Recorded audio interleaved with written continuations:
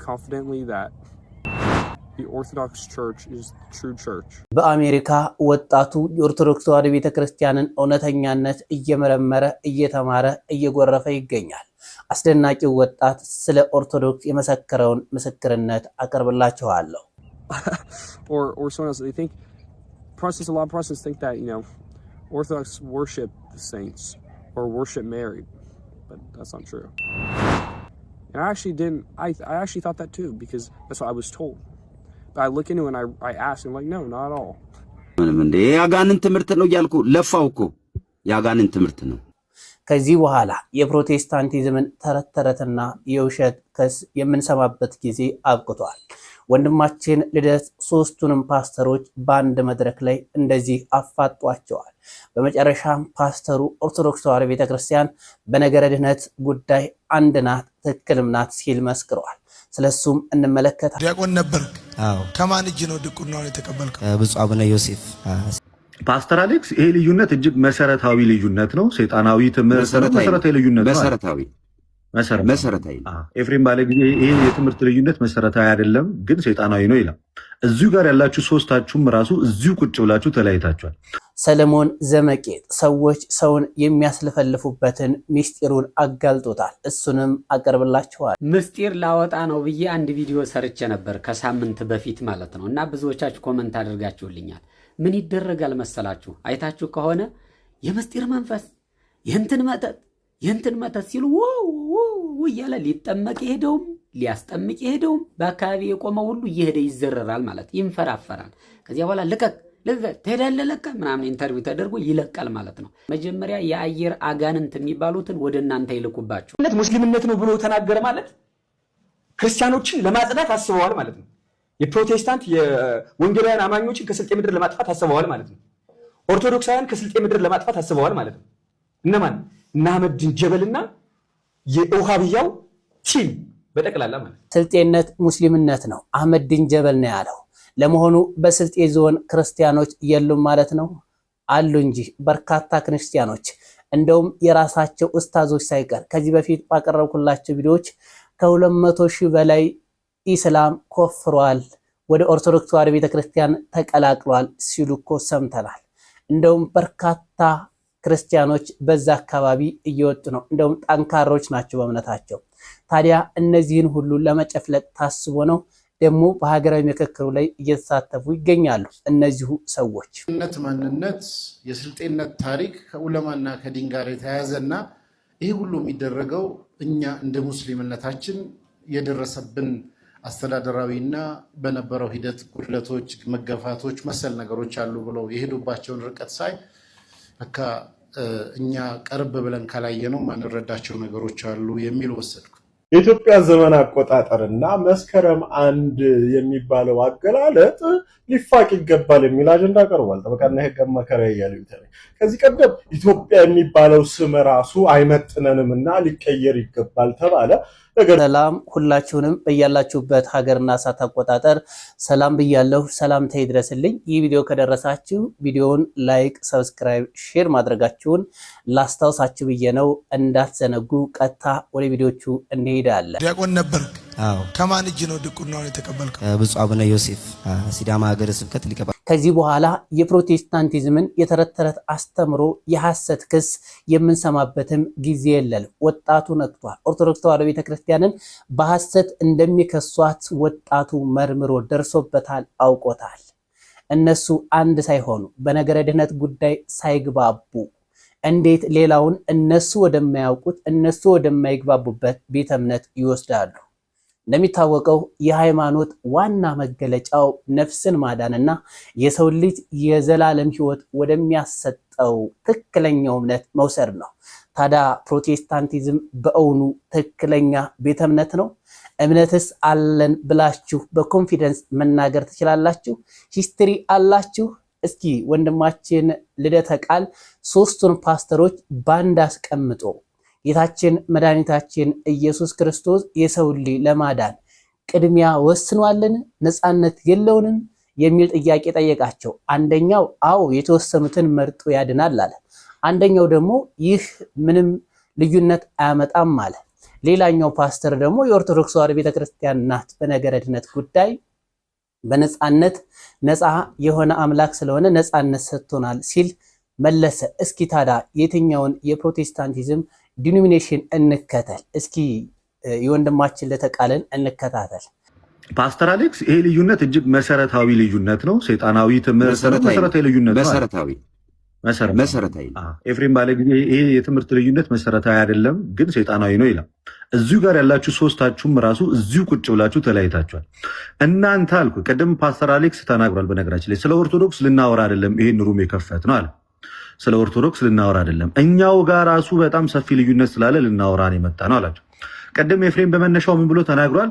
እንኳን እናንተ አንድ ነን የምትሉት እኛ እንኳን በዲኖሚኔሽን ተለያይተናል። በዲኖሚኔሽን መለያየት ዲኖሚኔሽን ያለያየ አንዱ ዲኖሚኔሽን ከአንደኛው ዲኖሚኔሽን ያስተምሮ ልዩነት ስላለበት ነው የተለያየው እንጂ ያስተምሮ አንድነት ቢኖረው ኖሮ በዲኖሚኔሽን ደረጃ ባልተከፋፈልክ ነበር።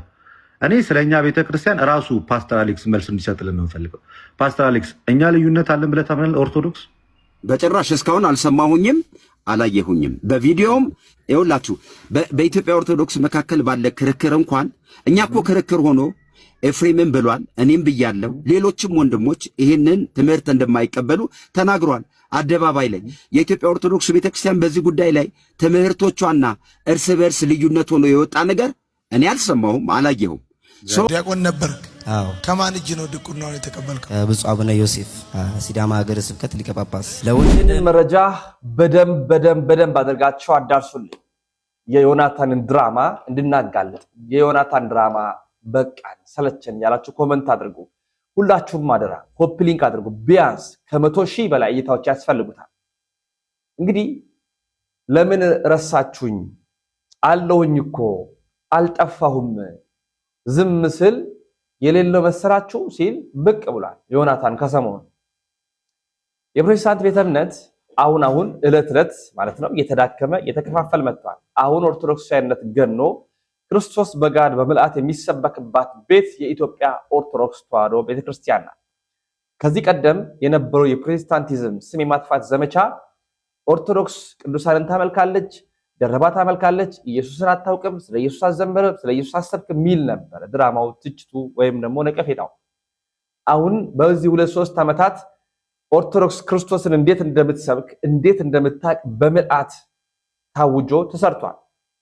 እንደው የፕሮቴስታንት ቤተ እምነት ከመከፋፈላቸው የተነሳ በነገረ ክርስቶስ ላይ ያላቸው አስተምሮ ለየቅል ነው። መሰረተ ክርስቶስ፣ ሕይወት ብርሃን፣ ቃለ ሕይወት፣ ሉተራን፣ አድቬንቲስት ምን በሉ ሁሉም በልሳን ቋንቋ ላይ ምልከታቸው የተለያየ ነው። በነገረ ክርስቶስ ላይ ምልከታቸው የተለያየ ነው። ነገረ ድነት ላይ ያላቸው አስተምሮ የተለያየ ነው። ቅዱስ ቁርባን ላይ ጥምቀት ላይ ለየቀል ነው። ሁሉም የየራሱን ቸርች ብር ካለ የምትከፍትበት ቤት ሆኗል። አሁን እዛ ቤት የሚገርማችሁ የራሳቸው ካውንስሎች እንኳን ተሰብስበው ቢያንስ በአስተምሮ አንድ እንኳን ባንሆን ባለንበት እንከባበር ብለው ከሰሞኑ ስብሰባ ያዛቸው ይታወቃል። ዋናዎቻቸው ማለት ብንለያይ እንኳን አንድ አይደለንም፣ ስማችን አንድ ነው፣ ግን እኛ የተለያየንን ባለንበት እንከባበር ሲሉ መነሳታቸው ይታወሳል። ታዲያ ይሄ ሁሉ ባለበት በራሳቸው እንኳን አሁን ያልተግባቡት የፕሮቴስታንት ቤተ እምነት እንደነዚህ አይነት ሰዎች እንደነ ዮናታን አክሊሉ አይነት ሰዎች ደግሞ ይነሱና ዲያቆን ነበርኩኝ በል ስክሪፕት ነው፣ ዲያቆን ነኝ በል እንዲህ ነኝ በል አንዳንድ ጊዜ የሆነ የተቀለደ ቀልድ ድጋሚ ሲቀለድ አያስቅም ማለት ነው። የተወራ ወሬ ድጋሚ ሲወራ አያስደንቅም። ዮናታን ደግሞ ደጋግሞ እንዲህ አይነት ነገሮችን የሚሰራ ግለሰብ ትተነዋል፣ ረስተነዋል፣ አለሁኝ ነው።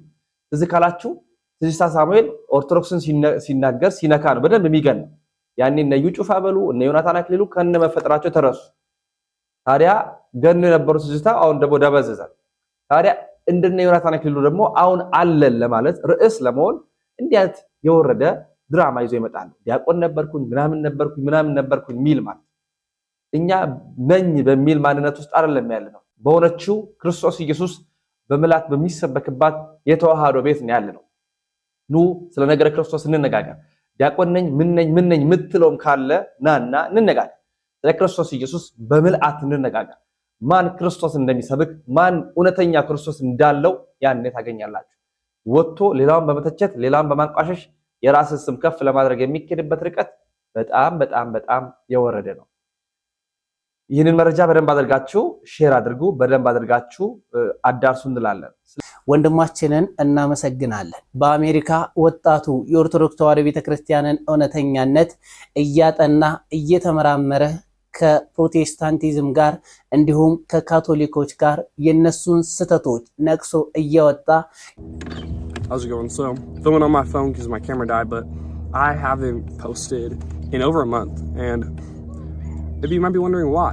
And I've been on a little bit of a journey, and I still am on this journey, where I started to not question my faith, but kind of felt like I was missing something. I've, been at a Baptist Protestant church for maybe around a year, you could say, maybe a little bit more, year and a half, I'd say about. And it started great, amazing, cool church, but every Sunday just kind of felt like I was started to feel like I wasn't being fed enough. I say that, I mean spiritually. My spirit still was feeling empty. It was very surface level. Like they just want to appease everyone, which there's no problem in that, That's what they're trying to do. But for me, I wasn't getting what I needed. I needed more. So my friend told me he's been, was looking at Orthodoxy. I'm like, what's that? Never heard of it. Started looking a little bit into Life of the Saints, the church fathers, right? And I started doing a little bit of research, like, okay, what's this? Have a lot of questions, lot of questions. I go to my first Orthodox service, and I'd say it was the opposite of the church that I was going to before. Literally completely opposite. Everything, there was nothing that was similar at all, in the best way possible. It was beautiful, it was amazing, the amount of reverence they had for all these people, all these things that a lot of it didn't make sense to me at first, right? A lot of it I was so confused, like, what is this? Then me and my friend, we talked to the deacon. I asked him tons of questions. He explained so many things, and it all made so much sense to me. In a way that I could describe it, that would be a perfect example, is Protestantism is like there's an ocean, and you dip your toes in. You're just getting your toes wet. Orthodoxy, and so for my journey of Orthodoxy, it's like you jump and dive all the way in.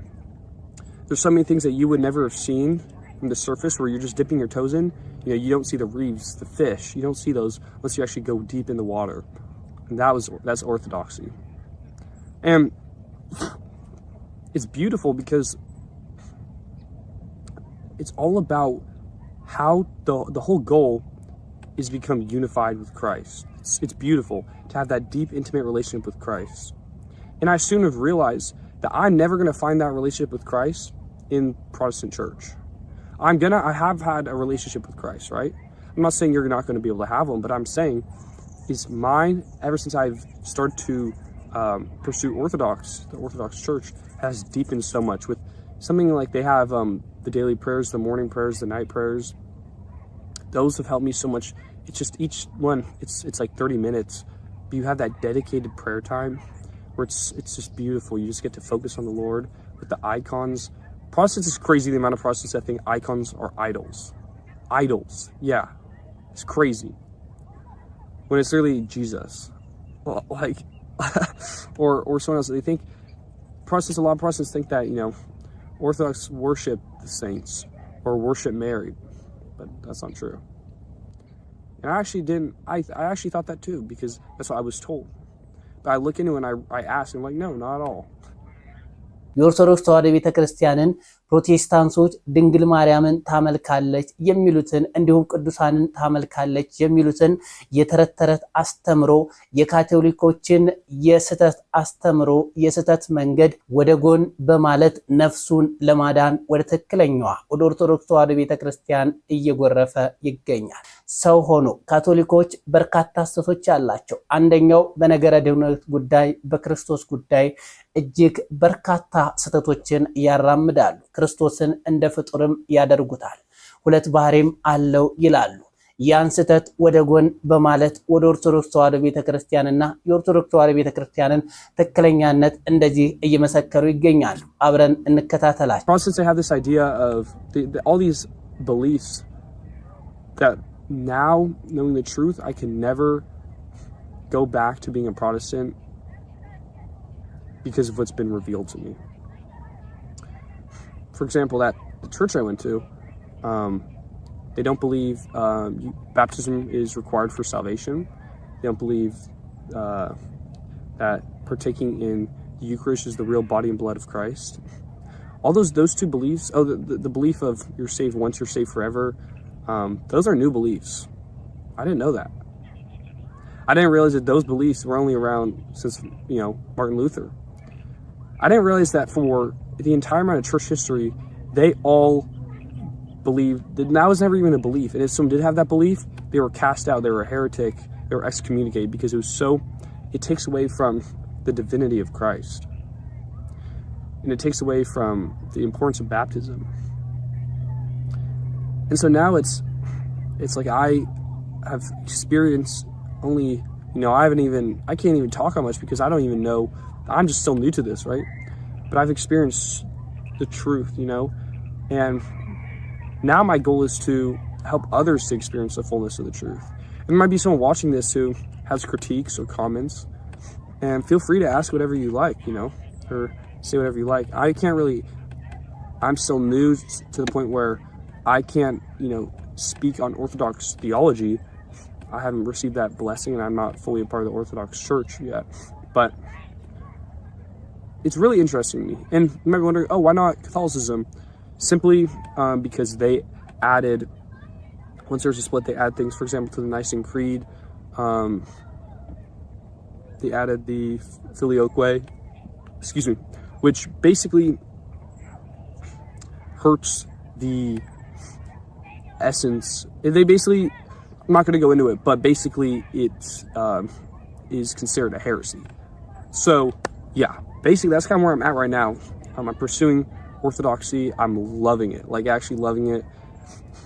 And I encourage everyone to look into early church history, the lives of the saints, and to just, learn a little. There's, it's good to learn. It's good to look into other things, especially if you're feeling like Protestantism, you're not really getting anywhere. That's how I was feeling. I hit a roadblock, a dead end. And I can tell you confidently that the Orthodox Church is the true church. ወንድማችንን እናመሰግናለን። ታዲያ እንደዚህ አይነቶቹን ወጣቶች ቤተክርስቲያን በደንብ ልትጠቀምባቸው ይገባል።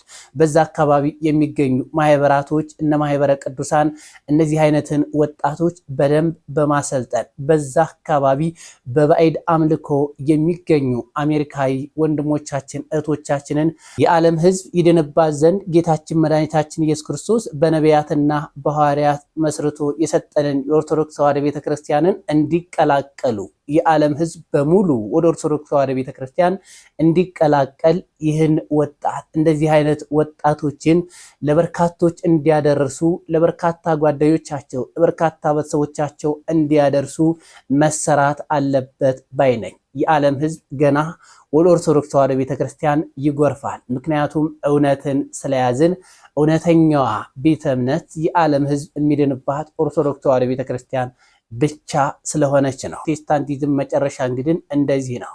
ነገረ ድህነትን በደንብ አልተረዱትም። ስለ ነገረ ድህነት ጉዳይም ጥንቅቅ ያለ አስተምሮ የላቸውም። አንደኛው እንደዚህ ይላል፣ አንደኛው እንደዚህ ይላል። ዋናው ደግሞ የሰው ልጅ ነፍሱን ማዳን ነው የሚፈልገው። ታዲያ ሚስጥሩም እየወጣ ይገኛል። ሰዎች ሰውን የሚያስለፈልፉበት በወደቁ መላእክት እንደሆነ ብዙዎቻችን እናውቃለን።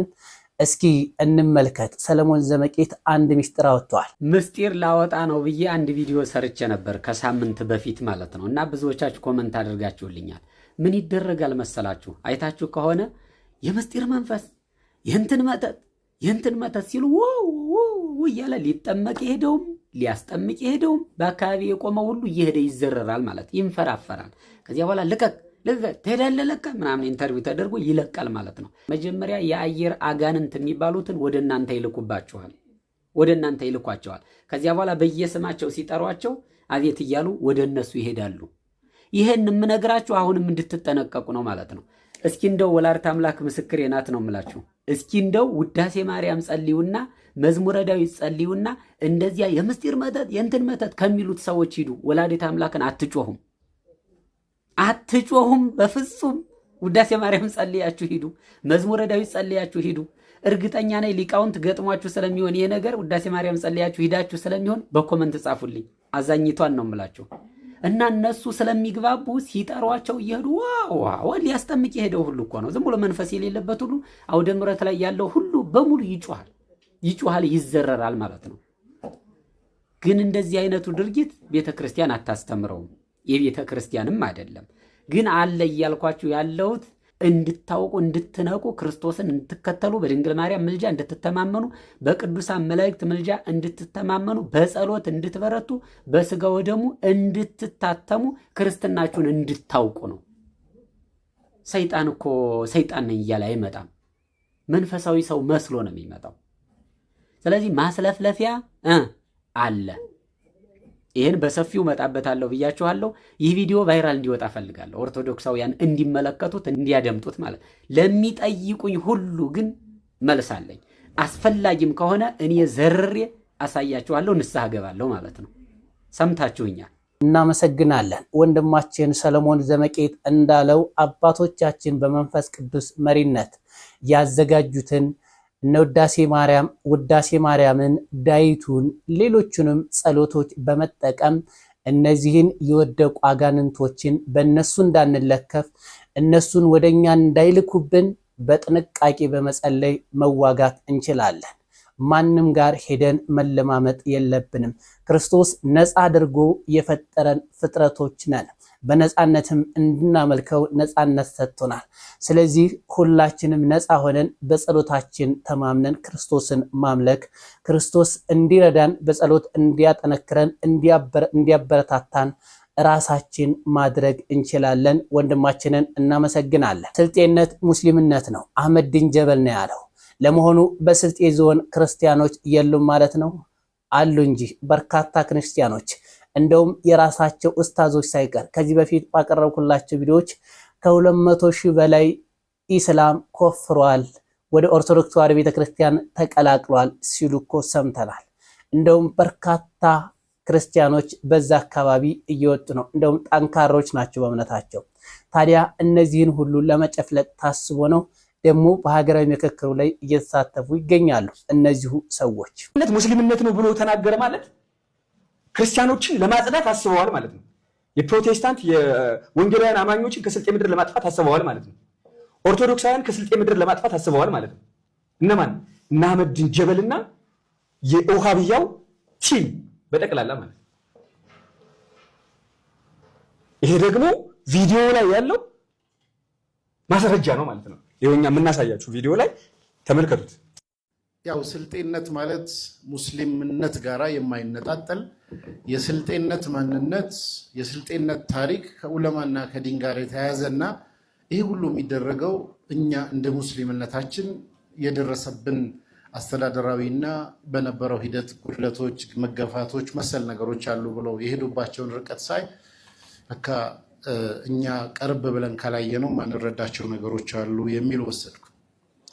ይሄ ቪዲዮ የሚነግረን ስልጤነት ሙስሊምነት ነው ብሎ የስልጤ ምድር እስልምና ብቻ ሙስሊም ተከታዮች ብቻ እንደሚኖሩ መልክ ሰጥቶ ቀርጾ አስተካክሎ ቁጭ ብሏል። ይሄ በአንድ የሙስሊም ሊቃውንት በአንድ በርካታ መጽሐፍን በጻፈ በአንድ ሀገራዊ ምክክር ኮሚሽን ላይ በሚሳተፍ ሰው አንደበት ሲነገር ልክ እንደ አርሲው እዛ ቦታ ላይ ሌላ ጥፋት እነዚህ ሰዎች እያቀዱ ነው። ምክንያቱም ከአሁን በፊት በጣም በርካታ ጥፋቶች እዛ ቦታ ላይ ተፈጽመዋል። በአንድ ቀን በ24 ሰዓት ውስጥ 5 አብያተ ክርስቲያናትን አቃጥለዋል። እዛ ቦታ ላይ የቅበት ክርስቲያኖች ተሰደው ቡታጀራ ማርያም ላይ ተጠልለው ነበር። በርካታ ግፎች፣ መከራዎች፣ ሰቆቃዎች እዛ ቦታ ላይ እየተፈጸመ እንደነበረ በወቅቱ የኢትዮጵያ ሰብአዊ መብት ኮሚሽን የሰመጉም ጻፉት ያወጡት መግለጫ ላይ የተቀመጠ ነው። መንግስትም በወቅቱ ያመነበት ጉዳይ ነው። የሀገረ ስብከቱም የዞኑ መንግስትም በጋራ ሆነው ችግሩን የፈቱበት መንገድ ነው። ወራቤ ሩፋኤል፣ ቂልጦ ቅድስት ማርያም ገዳም፣ ከዛው ቂልጦ ግቢ ውስጥ አንደኛው ቤተክርስቲያን አሁን ድረስ ሙሉ በሙሉ የወደመ እስካሁን ያልተሰራ የቅዱስ ሚካኤል ጽላት ያለበት እንደገና ሳንኩራ ውስጥ ገብረ ክርስቶስ ይሁን ቅዱስ ሚካኤል አንደኛው ኦልሞስት በ5 ቤተክርስቲያን በአንድ ጊዜ ነው የወደመው። ይሄ የዚህ ትርክት ውጤት ነው ማለት ነው። እና ስልጤነት ሙስሊምነት አይደለም። አህመዲን ጀበል በዚህ ንግግሩ ወጥቶ ክርስቲያኖችን ይቅርታ ሊጠይቅ ይገባል። ስልጤ ውስጥ ያሉ በሀገራዊ ምክክሩ ላይ ሐሳባቸውን አቅርበው ሐሳባቸው በአብላጫ ድምጽ ከተወሰነላቸው እናያለን፣ የምናየው ጉዳይ ነው። ያልበቃ ብሏቸው ግን ትኩረትን ለመሳብ እየወጡ በየሚዲያው የሚያደርጉት ነገር ብዙዎችን ከብዙዎች ዘንድ ተቃውሞ እየገጠመ ይገኛል። ውሳኔ ታይወሰን በሀገራዊ ምክክር ላይ የቀረበውን ወደ ሚዲያ እየወጡ ትኩረት እየሳቡ ይገኛሉ። ሌላኛው የሀገራችን የቀን መቁጠሪያም ሊቀየር ይገባል የሚል ጥያቄም አንስተዋል። እስኪ ጠበቃ አያሌውም አንስቶታል፣ እሱን እንመልከት። የኢትዮጵያ ዘመን አቆጣጠርና መስከረም 1 የሚባለው አገላለጥ ሊፋቅ ይገባል የሚል አጀንዳ ቀርቧል። ጠበቃና የህግ አማካሪ እያለው ከዚህ ቀደም ኢትዮጵያ የሚባለው ስም ራሱ አይመጥነንምና ሊቀየር ይገባል ተባለ። ነገር ግን ያው እንደ አጀንዳ ቀርቧል እንጂ አሁን እየተወያዩበት ነው አይደለም አላውቅም። ነገር ግን በሚገርም ሁኔታ አሁን ደግሞ እየተነሳ ያለው ካላንደር የኢትዮጵያ የዘመን አቆጣጠር ካላንደሯ ኢትዮጵያን አይወክልም፣ ስለዚህ ሊፋቅ ይገባል የሚል ሐሳብ ተነስቷል ከአንዳንድ ወንድም እህቶቻችን። እሱም ብቻ ሳይሆን በተጨማሪም ደግሞ መስከረም 1 የዘመን መለወጫ ሊሆን አይገባም የሚል ሐሳብ ተነስቷል። ሐሳቡ እንደ ሐሳብ በመነሳቱ አይቆጨንም፣ አይከፋንም። ምክንያቱም የዚህ ሐሳብ ባለቤት ዓላማው ምንድነው የሚለውንም ጠንቅቀን ማየት እንድንችል ስለሚያደርግ። ምክክሩ ግን ዓላማው ምንድነው? ምክክሩ የቀደመችውን ኢትዮጵያ ታሪክ ማጥፋት ነው እና አዲስ ኢትዮጵያን መገንባት ነው ወይንስ የቀደመችውን ኢትዮጵያ ሐሰተኛ ትርክቶችን አንጾ ማስቀጠል ነው? እንግዲህ የዘመን አቆጣጠር በወንድሞቻችን በሳዑዲ አረቢያ እንኳን እየተደረገ ያለው የዘመን አቆጣጠር በአውሮፓውያን አቆጣጠር ግሪጎሪያን ካላንደር ከዘመነ ክርስቶስ ልደት በፊት ከክርስቶስ ልደት በኋላ ተብሎ በሚቆጠረው ነው ሳዑዲ እንኳን የምታከብርበትና የምትቆጥርበት ማለት። ምን ነው ወደ ሀገርህ ስትመጣ የሀገርህን ማንነትና እሴት ካላጠፋው የኔ ሃይማኖት የሚለውን ነገር ካልገባ ማለት ለምን አስፈለገ? ለምን ፍጹም ሰላማዊ የሆነውን ነገር ቁርሾ ማድረግ አስፈለገ? አይ ቲንክ እንዲህ አይነት ጉዳዮችን ሐሳቡ እንደ ሐሳብ መነሳቱ ባይከፋም ሐሳቡን ነገር ግን የሐሳቡን ከጀርባ ያለውን ተልእኮን መሰረት እያደረገ ታሪክን፣ ኢትዮጵያዊ ማንነትን፣ መሰረትን የማጥፋት ነገር ያለው እንደሆነ መሟገት የሁላችንም ኃላፊነት ነው ብዬ አምናለሁ።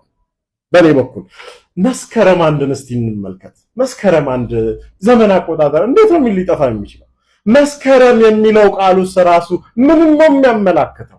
ወራቶቻችን እኮ ሰንደይ የፀሐይ ቀን ምናምን የሚለው መንደይ የጨረቃ ቀን እየተባለ አይደለም እኮ የኛ እያንዳንዱ ነገር ግን ከስነ ፍጥረት ጋር የተገናኘ ኃያልነትን የሚያሳይ ነገር ነው ማለት ነው። ይህ እኮ ሊያግባባን እንጂ የሚገባው ሊያራርቀንና ጭራሽ አጀንዳ ልንሆን አይገባም። መስከረምን ስንመለከት ዝናቡ አልፎ ፀሐይና አበቦች የሚፈኩበትን ተስፋን የሚመነጭበትን ነው እንድናይ የሚያደርገን። እንዴት መስከረም 1 ጋር እንጣላ? የምንጣላው ነገር ጠፍቶን ጭራሽ መስከረም ላይ እንጣላ ከመስከረም ጋር። አሁን ደግሞ ትንሽ ቆይተን ሰኞና ማክሰኞም ጋር ልንጣላ ነው ማለት ነው። ስለዚህ አይ ቲንክ ምንም እንኳን የኢትዮጵያ ዘመን አቆጣጠር ከኢትዮጵያ ኦርቶዶክስ ተዋሕዶ ቤተክርስቲያን እምነት ጋር መሰረት ያደረገ ቢሆንም ነገር ግን ይሄ ዘመን አቆጣጠር ድንበር ተሻግሮ ሀገር አቀፍ ሆኗል። ስለዚህ ይሄን ሀገር አቀፍ የሆነን ነገር ማጥፋት የምክክር ኮሚሽኑ ዓላማ ነውን? እስቲ ከዚህ ጋር በተያያዘ የእናንተ ሐሳብ አስተያየት ምንድነው? እንሞግት፣ እንነጋገር፣ ግብአት እንስጥ። ውጪ ሆነን ተመልካች ብቻ ሳይሆን አድማጭ ብቻ ሳይሆን ሐሳብ ሰጪዎች ምንድነው ሐሳብ አስተያየታችሁን ስጡን፣ የሚመለከተው አካል ጋር እንዲደርስ። ውድ ኦርቶዶክሳውያን እስከ ሰዓት ድረስ አብራችሁ ስለቆያችሁ አመሰግናለሁ። በቀጣይ ቪዲዮ እስከምንገናኝ ድረስ ሰላም ቆዩ።